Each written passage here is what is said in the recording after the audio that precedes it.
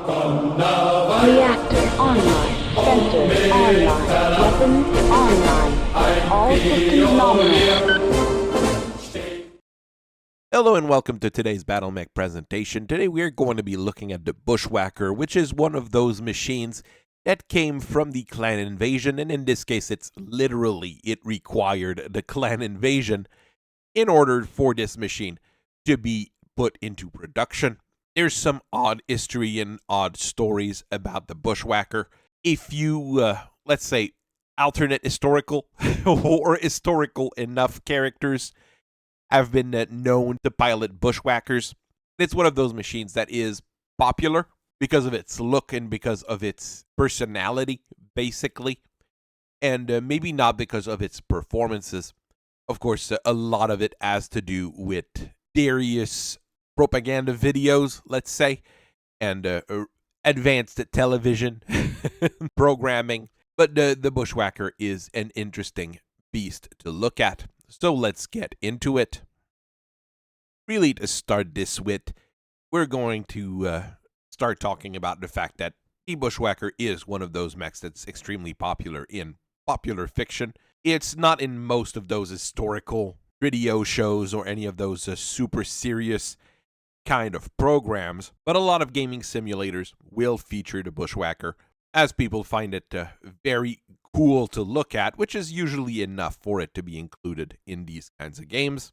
And it was really at the center of a Trial Under Fire, a story set during Operation Damocles, piloted by, originally Connor Sinclair, who changed back during the actual Operation Damocles and his career. The historical retelling, or the propaganda video, let's say, is very popular, and he's played by James Reynolds in that particular show, and it made a decent enough splash at the time.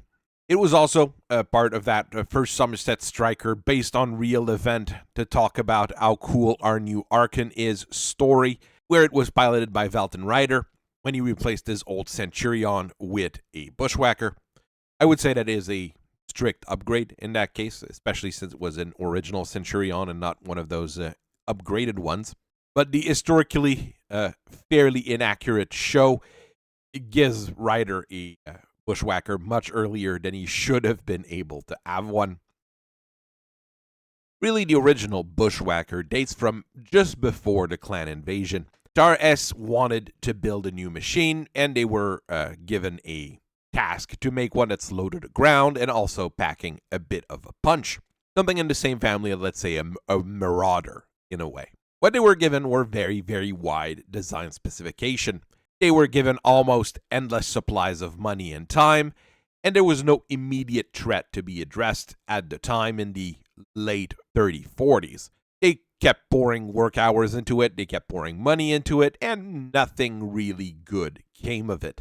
You have major issues with the engine not fitting properly in the body that they were trying to build, and however they set it up, it was always interfering with the sensors.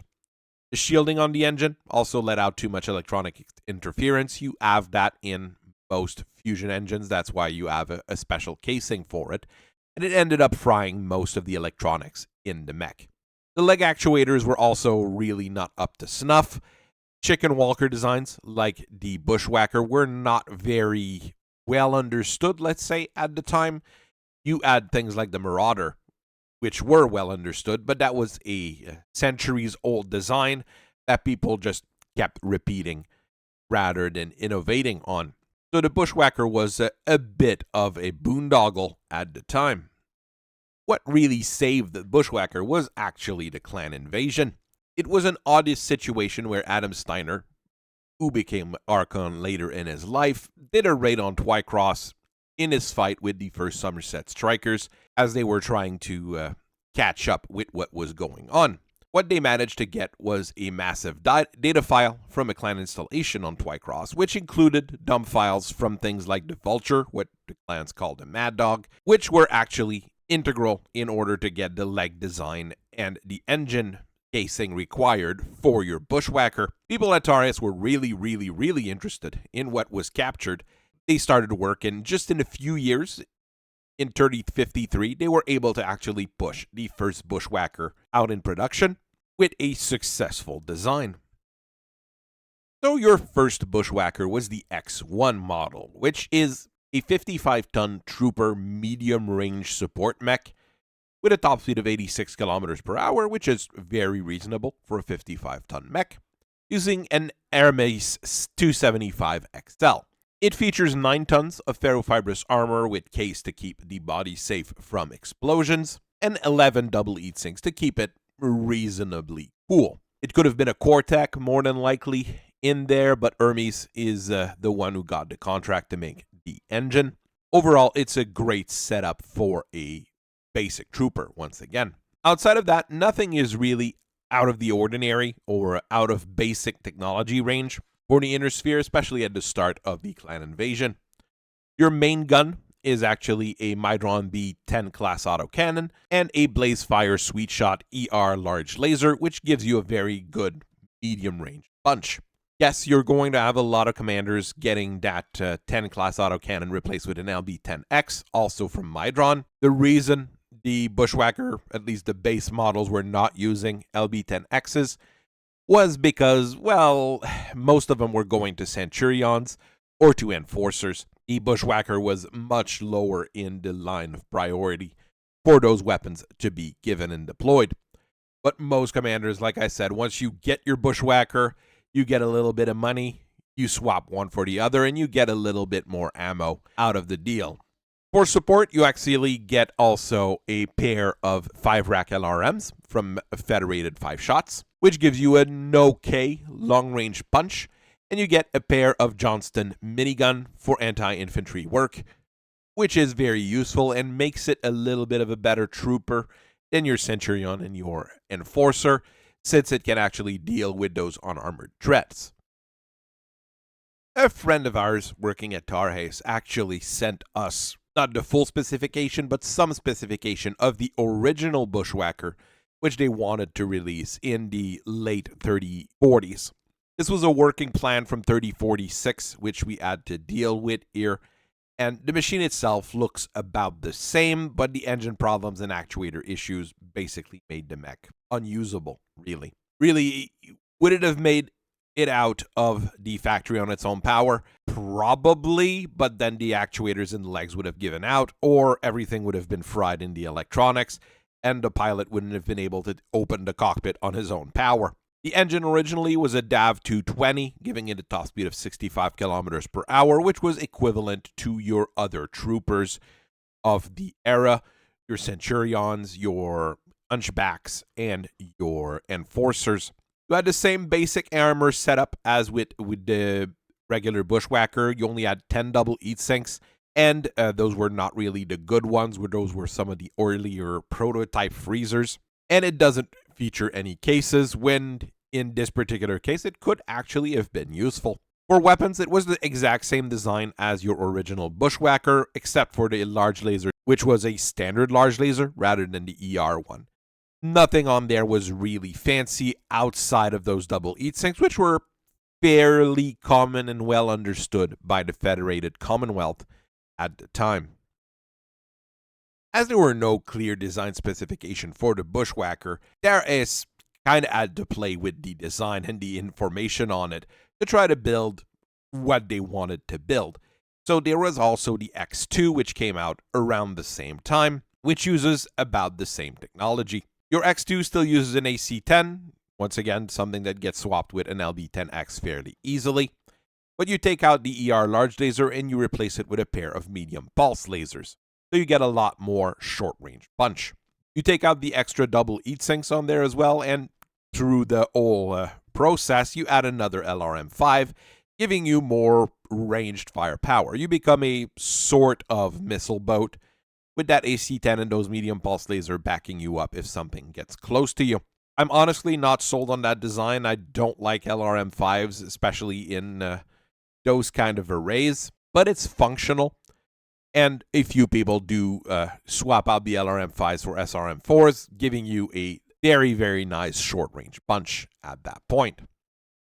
In the end, the X1 and the X2 were basically prototypes that were pushed into service, and the actual production model was really the S2, which came out in 3056. It keeps the base design from that X1, but as we said, most people replaced the 10 class autocannon with an LBX, so that was done. The ER large laser was kept there, and you add, at that point, 2 tons of ammo, so you'd have 1 ton of slug and 1 ton of clusters. The LRM racks are replaced with 4 tube SRMs, giving you a very nice short-range punch that you're able to use to exploit oils into the enemy armor.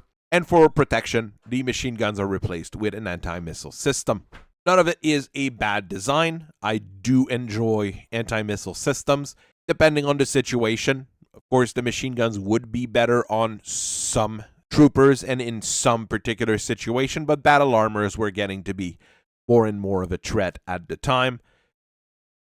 As 3063 rolled around, a new version came out using the idea of making the Bushwacker a siegebreaker mech. Your L1 keeps the ER large laser, but replaces all other weapons with a 20 class LBX autocannon with 3 tons of case-protected ammo. That does give you a lot of autocannon shot, and it's also more survivable using standard armor on an endo steel chassis and a light engine instead of the XL engine. A lot of changes. It's roughly put a completely different machine. You do get a lot of autocannon round in there, basically making the Bushwacker a hunchback replacement at that point. Is it a bad design? I don't think so. I haven't seen many of them, to be honest. Maybe because a lot of them were destroyed because of their very specific role, or just because not a whole lot of them were actually put into production.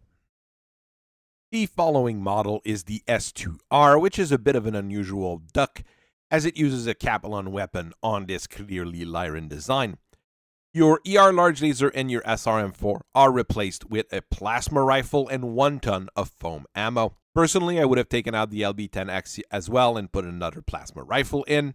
Basically, it makes the mech quite successful at taking out infantry and at being very scary to most other mechs that have an R to manage. Eat curb. And to be honest, that's actually kind of what we did at one point. Someone brought in a Bushwacker, wanted a plasma rifle upgrade on it, the standard kit to the S2R. We talked him into putting a second plasma rifle in. It allows us to squeeze in 2 extra heat sinks, 3 tons of shooting foam. While you lose on the range of your regular Bushwacker, you are able to cook pretty much anything that you're fighting with that kind of weaponry. The remaining SRM4 we actually swapped with a Streak 6, and we could put an extra half a ton of armor on the thing as well. The client was very satisfied, and it made this mech, well, an incendiary machine, especially if you put Inferno rounds in that Streak SRM6. There is a newer export model that has been seen in the wild, which is being called the X4. And I would say it's actually a very fine mech. Go back to that 275 XL rather than the light engine, and it's combined with a mask, which would allow you to have a top speed of about 110 kilometers per hour for short bursts. Your body is made of endo steel, and the armor is actually light ferrofibrous rather than standard ferrofibrous. And for weapons, you have a plasma rifle and the ER large laser, a pair of medium lasers, and the missile launchers are replaced with MML5s, allowing you to shoot both LRMs and SRMs. Very decent machine. It does everything that you want it to do. It might run, no, it will run rather hot, but if you're smart about it, I'm pretty sure you're going to be able to manage. And this is a mech that you can actually purchase just about everywhere in the inner sphere, as long as you have a nice enough understanding of TharHes and the politics around them. There were a few evolution on the design. We're going to have full presentations on them at some point, I am sure, but we're going to talk about them real quick. The first one was actually the 70-ton Barghest, which was built at the order of Katrin Steiner. Basically, it's a design that you have to look at the spec and kind of squint, and you'll start seeing the similarities. It's really in that engine casing and that low-to-the-ground body setup. There isn't really much comparables between the two once you start digging into it. You get a top speed of 86 kilometers per hour, 13 tons of standard armor, a pair of ER large laser, and a large bore LB-20X. The Barghest is a very good siegebreaker mech, And here I have a picture of the 7S variant, the one that has missiles. Like I said, I'll probably be giving a full presentation on the Barghest at some point.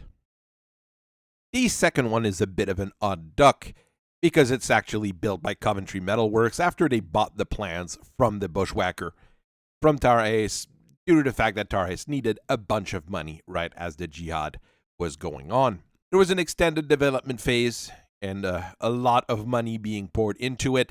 What came of it was a 55-ton Omni-Mech, which was originally requested by Adam Steiner, but was only actually reached production in 3128.